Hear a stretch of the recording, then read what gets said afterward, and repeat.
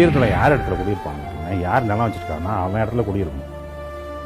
அப்போது நீ வந்து அவனுக்கு போய் அவன் சொல்கிறத நீ கேட்கலனால அவன் அதிகாரத்தை கட்டுப்பட மறுத்தாலோ அவன் என்ன செய்வான் அப்படின்னா உடனடியாக வழங்கப்படக்கூடிய தண்டனை நீ வீட்டை காலி பண்ணிட்டு போகணும். கூரையை பிரிச்சிருவான், அவ்வளோதான். வீட்டை காலி பண்ணுறதுல கூரை தானே போட்டுருப்பானுங்க, கூரையை பிச்சு எறிஞ்சிருந்துவான். கூரையை பிச்சு எறிஞ்சிடும் நீங்கள் நடத்துல தான் நிற்கணும். அந்த மாதிரி இந்த காலகட்டத்தில் என்ன பண்ணாருன்னு கேட்டீங்கன்னாக்கா எந்த இடத்துல குடியிருக்குதோ அந்த இடம் அவனுக்கு சொந்தம்னு ஒரு சட்டம். என்ன அது எப்படின்னு கேட்டிங்கன்னா, நீ வந்து ஒரு தோப்பு இருக்கும், ஒரு பெரிய தோப்பு, அது நட்ட நடுவில் இருப்பான், அவனுக்கு குடியிருப்பான்.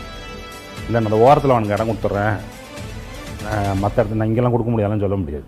அவன் எங்கே குடியிருக்கானோ அந்த இடம் ப்ளஸ் அவனுக்கு மாட்டு வண்டி போகிற அளவுக்கு மெயின் ரோட்லேருந்து என்ன செய்யணும், இடம் கொடுத்துடணும்.